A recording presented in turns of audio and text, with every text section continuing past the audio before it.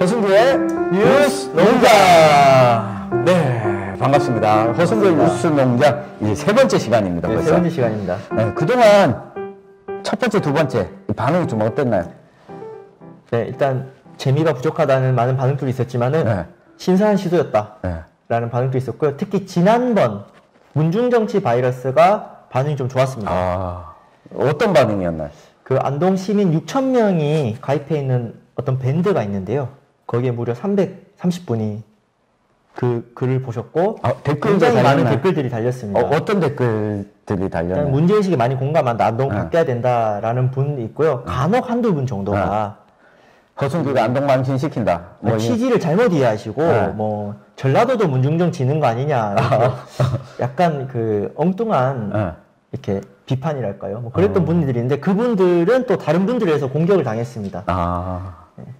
어쨌든 이런 반응이 있다니까 참 좋고요. 이 팟빵에 뉴스 농장에 후원도 10,000원 해주신 분이 계십니다. 후원 10,000원. 네. 근데 이 50,000원이 되지 않으면 팟빵으로부터 저희가 지급받을 수가 없거든요. 아, 그렇습니까? 네. 어쨌든 이 허승규 대표의 출연료를 계속해서 팍팍 올려주기 위해서는 저희가 뭐 강용석 씨와 같은 코미디언은 아니기 때문에 후원을 많이 해달라 이런 말씀을 드리진 않고요. 이 관심을 많이 가져주시고 많이 듣고 댓글을 많이 달아주시면 좋겠어요. 얼마 전에 우리 김수민 시사평론가가 김수민의 뉴스 밑장에 홀로 녹음한 뉴스 밑장 본에 허승규의 뉴스 농장을 홍보하는 광고도 해주셨거든요. 네, 잘 들었습니다. 네. 그래서 허승규 대표가 조금 약한 것 같다. 뭐 이런 평가를 하기도 하던데. 그런 평가도 좋습니다. 네. 여러분들의 평가를 통해서 다시 거듭나도록 하겠습니다. 네. 50,000원 목표. 네, 50,000원 후원 목표로 열심히 해보도록 하겠습니다. 네, 그러면 오늘 이 준비한 주제, 야심차게 준비했다고 들었거든요. 오늘 좀 야심차게 준비했습니다.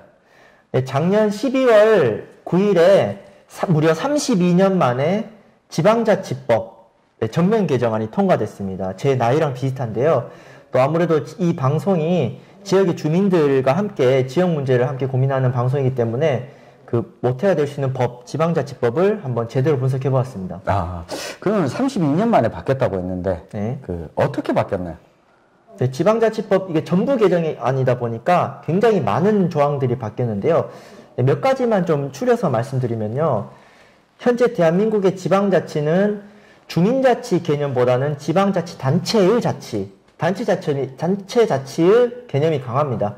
이번에 개정을 통해서 주민자치의 개념이 좀 더 명확하게 되었고요. 또 주민이 그 지역 문제에 더 많이 참여할 수 있게 여러 가지 제도들이 개선이 되었습니다. 그리고 중요한 거는 지방자치단체의 권한들이 많이 강화가 되었고요. 지방의회 같은 경우도 인사권 독립이라든가 정책지원 전문 인력 도입이라든가 여러 가지 그런 권한이 늘어났고요. 권한이 늘어난 만큼 투명성과 책임성, 정보공개 같은 것을 더 강화하는 그런 조항들도 이번에 신설이 되었습니다. 그리고 마지막으로 특이한 점은 기관 구성 다양화 그리고 특별 지방자치단체 조항이 신설되었어요. 그래서 대한민국에 200개가 넘는 지방자치단체들이 각각 자기네 실정에 맞게 시장 선출 방법도 바꿀 수 있고 지방의회의 어떤 그런 시장과의 대립 구성이라든가 이런 것들을 주민투표로 지역 주민들이 직접 결정할 수 있게 바뀌었습니다. 굉장히 많은 부분들이 바뀌었는데 또 뒤에 다시 말씀드리도록 하겠습니다. 그럼 오늘 본격적으로 지방자치법 전부 개정안에 대한 뭐 쟁점들을 살펴보기 전에 우리 도대체 지방자치제가 언제부터 어떻게 시행됐고 그리고 이게 어떤 장점이 있는지 왜 시행됐는지 좀 살펴봤으면 좋겠습니다. 이 지방자치제가 우리 역사에서 언제부터 좀 있었죠? 네, 지방자치법은 1949년 대한민국 정부 수립한 지 바로 직후 년도부터 이 법이 공포가 되고요. 그 한국전쟁에도 중간에도 지방자치제도가 실시가 됩니다. 선거가 실시가 됐나요? 선거가 실시되었고요. 그리고 60년에 이제 4.19 혁명 이후에 가장 지방자치가 확대가 됐는데 불과 1년 뒤인 1961년 5.16 군사 쿠데타로 지방자치가 완전히 멈추게 되고요. 또 박정희 정권 당시 유신헌법에는 이런 조항이 들어갑니다. 지방자치는 통일 이후에 한다. 하지 말자는 얘기죠. 그래서 지방자치가 멈췄다가 1987년에 민주화 이후에 88년에 지방자치법, 현재 그 지방자치법의 모태가 될 수 있는 그런 법이 그 당시에 제정이 됩니다. 그리고 91년, 95년에 지방선거가 다시 실시가 됩니다. 그러면 1961년부터는 한동안은 거의 30년 가까이 선거가 없었던 거잖아요. 네, 지방선거가 없었고요. 네. 지방자치가 없었다고 보시면 됩니다. 근데 제가 궁금한 게 우리 이 학교 다닐 때 보면 역사 시간에 이 조선과 고려를 비교하면서 조선은 중앙 집권화가 이루어졌어. 근데 고려는 지방 호족들이 좀 날뛰고 있어서 발전이 덜 됐어. 이렇게 배웠거든요. 그러면 지방자치제가 실시되는 게 더 좋은 일인가? 역사의 발전을 좀 거스르는 건가? 뭐 이런 생각도 해보게 되거든요. 뭐 중앙집권과 지방자치가 균형을 이루어야겠는데요. 근데 국가를 처음에 세팅할 때 국가 건설 초창기에는 아무래도 중앙집권의 힘이 많이 실리게 됩니다. 근데 나라가 어느 정도 안정화가 되고 제도가 발달할수록 개별 주민들과 지역 주민들의 어떤 민의를 대변하기에는 중앙집권으로 한계가 있기 때문에 지방자치가 확대된 추세고요. 정치 선진국들 대부분 지방자치가 많이 발달되어 있습니다. 그래서 우리나라 같은 경우도 민주화 역사가 이렇게 진행될수록 지역의 어떤 자치적인 욕구나 민의를 반영해야 될 수 있는 통로가 필요한 것 같고요. 무엇보다 지방자치 단체장들을 견제할 수 있고 의사결정에 주민들이 개입할 수 있는 통로 자체는 마련하는 것이 그 민주화의 흐름에 좀 맞는 게 아닌가 저는 그렇게 생각합니다. 근데 그 역사적으로 우리나라의 경우에는 사실 지방자치제가 지방분권, 지방정부가 힘을 좀 발휘하지 못했던 역사였잖아요. 가령 옆에 있는 일본 같은 경우에는 이미 메이지 유신 이전까지는 지방정부가 되게 강했잖아요. 그리고 지역마다 번을 따로 이루고 있고 독자적인 권한을 가지고 있고 그에 반해서 우리는 그런 게 별로 없었잖아요. 그러니까 지방자치를 시행할 만한 경험 자체가 좀 적었던 것 같다. 대한민국의 경우에는. 그러다 보니까 지방자치제가 오히려 혼란을 가중시킬 수 있다. 지역민들에게. 이것 때문에 사실 박정희가 5.16 쿠데타를 일으키면서 지방자치제 중단을 시키게 된 거였잖아요. 그러면 지방자치제가 이 부활하게 된 배경 설명을 좀 해주시죠. 아까 민주화가 이루어지는 과정에서 지방자치제도 도입이 됐는데 이게 실제 주민들의 삶이랑 어떤 영향을 좀 끼치는지. 네, 우리나라 지방자치단체가 부활한 배경에는요, 아까 말씀드린 것처럼 그 민주화라는 흐름이 있는데요. 우리나라가 국민소득도 올라가고, 그럼 자연스럽게 이런 정치적 변화나 욕구들도 올라갈 수밖에 없습니다. 그런데 우리 동네, 예를 들어 경북 안동의 어떤 문제를 해결하는 데 있어서 의사결정자들이 전부 중앙의 청와대에서 파견을 한다든가, 우리 동네에 가까운 그런 문제를 해결하는 의원들조차도 선임할 수 없고, 다 선출된 공무원들이 다 문제를 해결을 나섰을 때 이런 책임성의 문제가 생깁니다. 안동의 의사결정을 한 사람은 임기가 끝나면은 어디론가 다른 동네로 사라지게 됩니다. 이런 어떤 책임성의 문제가 있고요. 특히 90년대, 2000년대 넘어오면서 지역의 행정 문제들이 더 복잡해지는 거죠. 예를 들어 지금 낙동강의 영풍 석포제연소 문제 같은 경우도 이게 단순한 사안들이 아니거든요. 그래서 지역 주민들에게 좀 더 그런 세밀한 의견들을 받아서 논의를 해야 되는데 기존의 그런 관선시대, 관치시대의 어떤 제도만으로는 그걸 충분히 담아낼 수 없기 때문에 이런 부분들이 필요하고, 물론 이 제도가 정착하는 과정에서 시행착오는 있지만 저는 그 불가피한 부분이 있고요. 30년 전에 지방자치가 부활했던 또 역사적 배경에는 꼭 말씀드리고 싶은 게요. 김대중 대통령의 역할이 컸습니다. 1988년 노태우 행정부가 출범을 했고 지방자치제 부활을 공약으로 걸었는데요. 공약으로 걸었음에도 이걸 실시를 안 하려고 했거든요. 근데 당시 야당 총재였던 김대중 대통령이 무려 13일 동안 단식 투쟁을 통해서 노태우 정부로부터 지방자치제 부활을 획득하게 됩니다. 그래서 91년도에 이제 지방자치제 최초의 선거, 부활한 선거가 시작되죠. 저는 김대중 대통령의 삶을 봤을 때 이분 삶의 가장 큰 화두는 민주주의였고요. 민주주의라고 하면 국민들이, 시민들이 직접 정치, 통치를 할 수 있는 체제여야 됩니다. 그럼 지방자치 같은 경우는 전국에 200개가 넘는 시군구들이 있는데 거기에 각 시군의 시장과 군수들 있잖아요. 저는 이 사람들을 소통령이라고 명명해 볼게요. 이런 소통령을 뽑고 결정하는 과정에 주민들이 전혀 개입할 수 없는 거죠.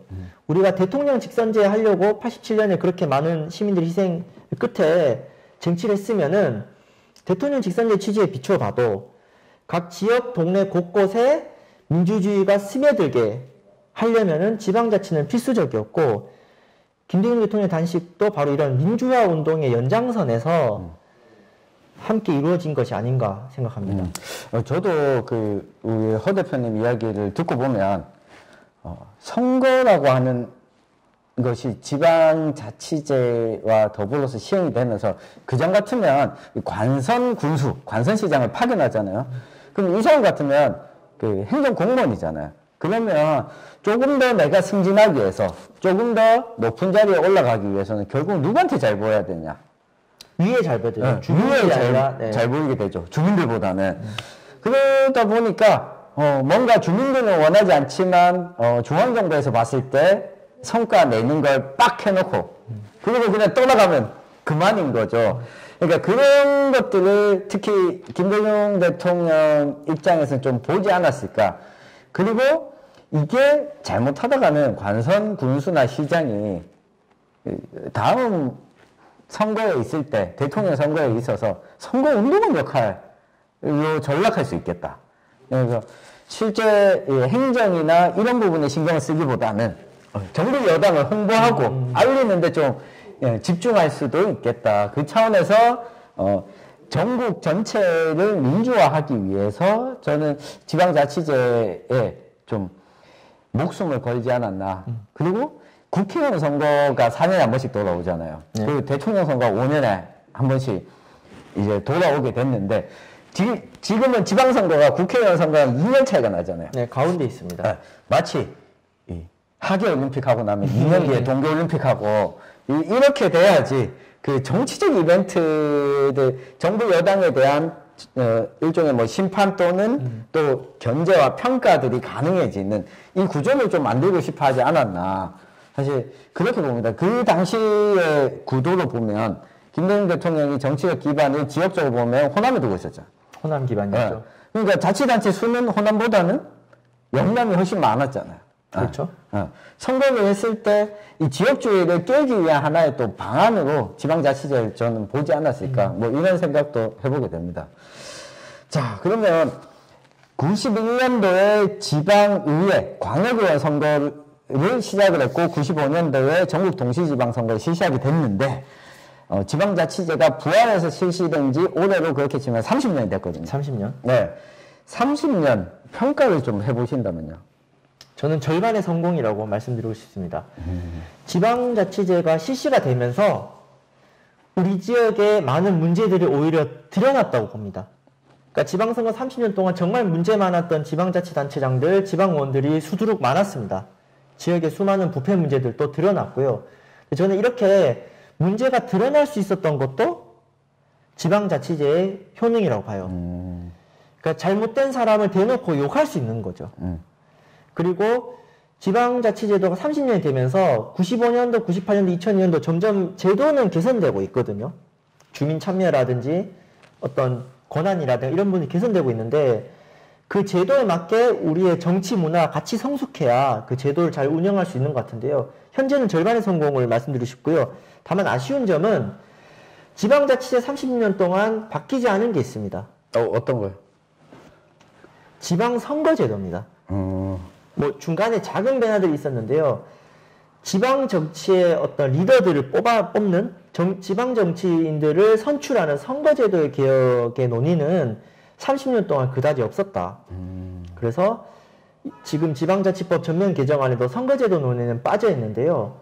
선거제도가 우리 지역 주민들의 정치적 욕구를 좀 더 공정하게 반영하고 다양한 목소리를 반영할 수 있도록 제도 개선 논의가 같이 가야지, 그러지 않을 경우 지방분권 논의가 지역의 토호들이라든가 선출된 권력의 권한만 키워줄 수 있는 폐단도 있는 것 같아서 실제로 지방자치제가 실시되고 나서 지방의 토호들이 토들의 권한이 더 막강해졌다 이런 평가도 있잖아요. 그래서 지방자치제를 안 하는 게 낫다라고 하는 의견도 있는데 토들의 권한도 막강해졌지만은 토들을 견제할 수 있는 통로도 같이 열렸기 때문에 이거는 저는 경우에 따라 다를 것 같고요.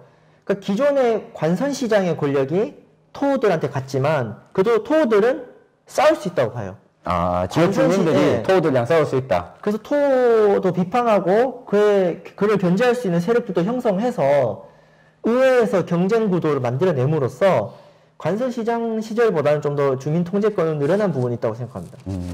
근데 이 경북에도 보면 사고 치는 지방 의원들, 지방 단체장들이 많잖아요. 아니, 이게 사실 지방자치제 실시하기 전까지는 이런 비용은 부담하지 않았어도 됐잖아요.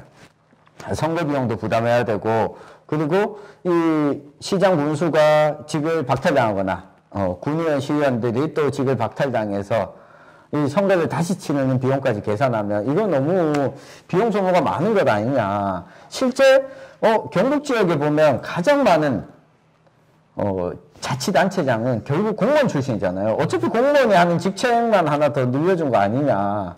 뭐 이런 평가에 대해서는 어떻게 보십니까? 네, 이따가 저희가 지방의회 논의할 때도 다룰 문제이기도 한데요. 한국 같은 경우는 입법부, 그러니까 시민들의 의견을 반영해서 법을 만드는 입법부와 그 법을 집행하는 행정부가 있다고 했을 때 입법부와 행정부의 힘의 불균형이 좀 심합니다.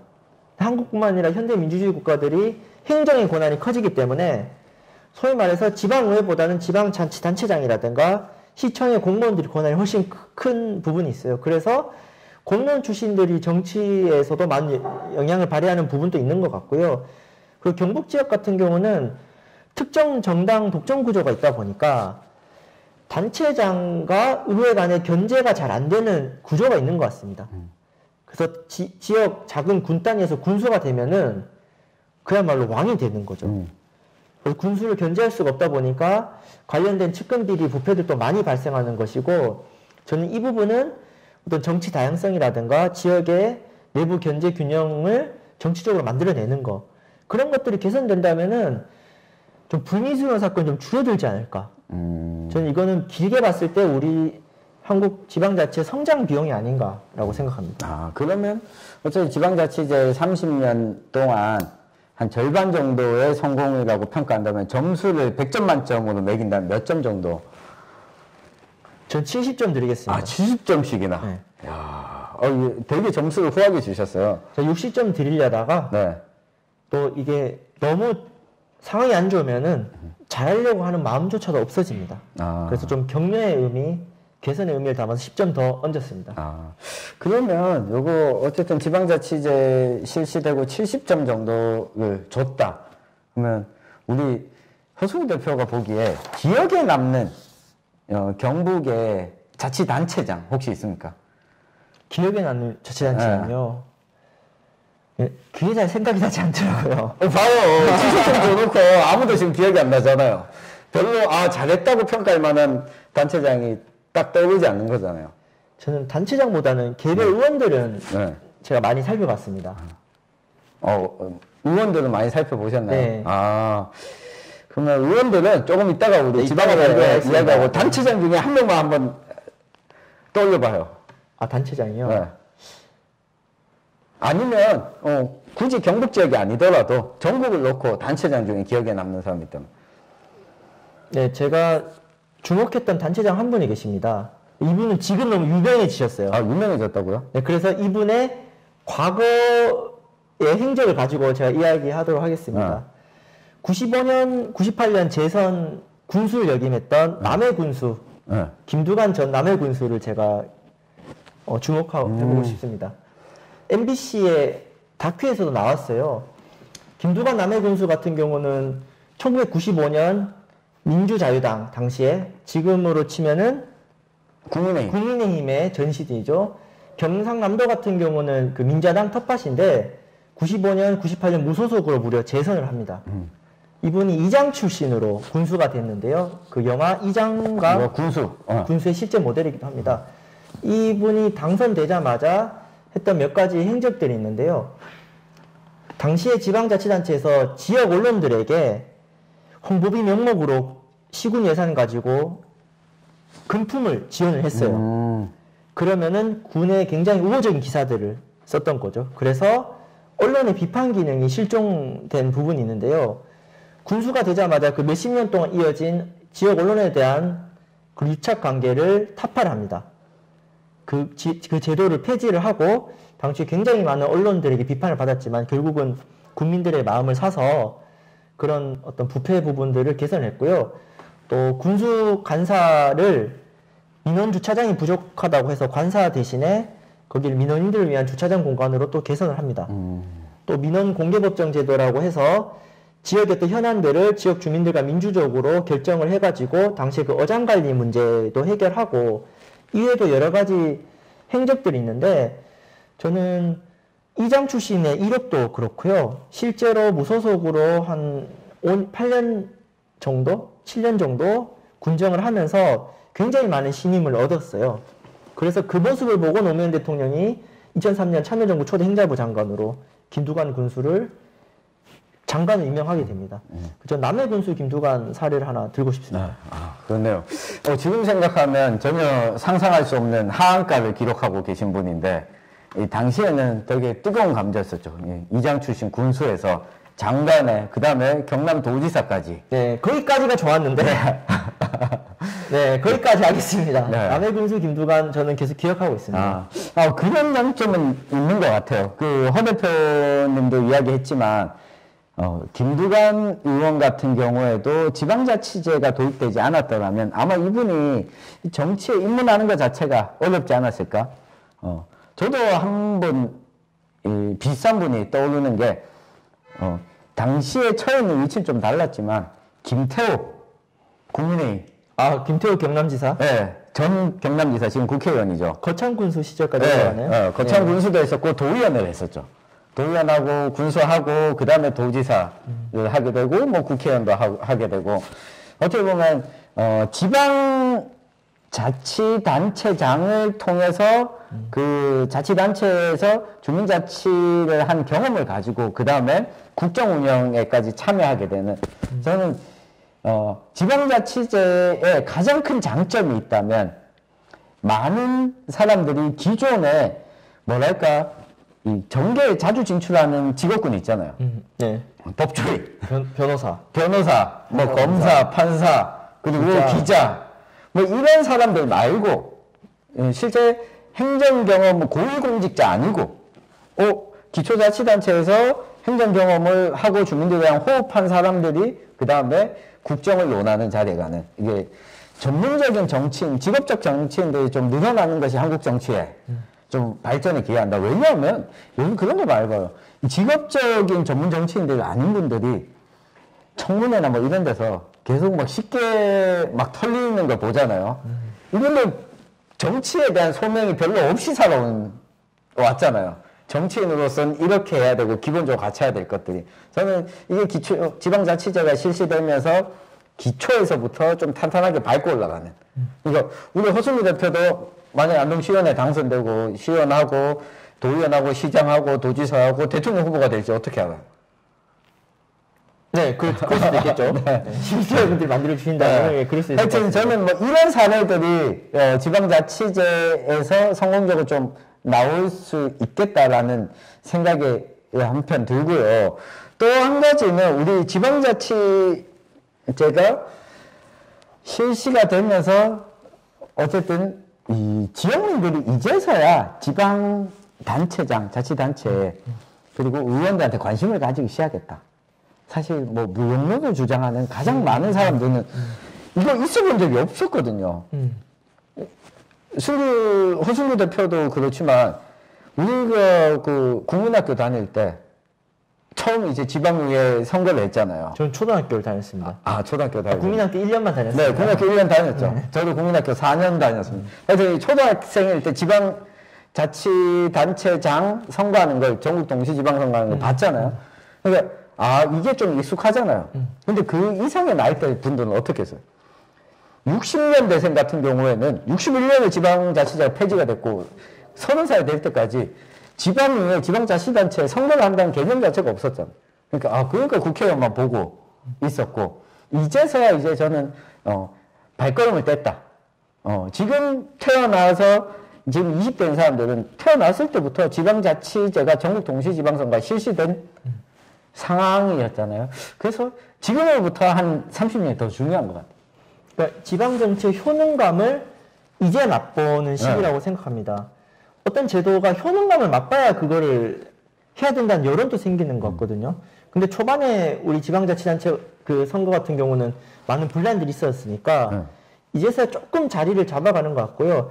저는 앞으로 정치를 꿈꾸는 지망생들이 체급을 좀 낮춰야 된다고 생각해요. 체급을 낮춘다. 그러니까 국회의원을 준비하려는 소위 말해 그 스펙의 정치 지망생들이 도전해야 될 거는 국회의원이 아니라 전 시의원, 도의원부터 해야 되고요.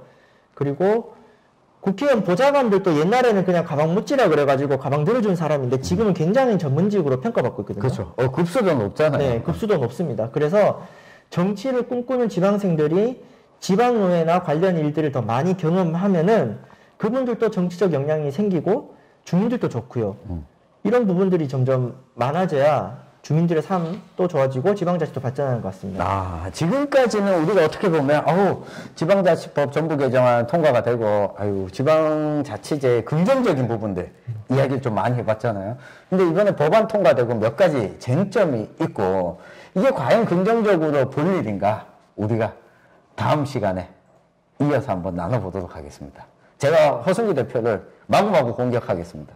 네. 여러분 많은 비판과 항의, 악플도 환영합니다. 많은 관심 부탁드리겠습니다. 네.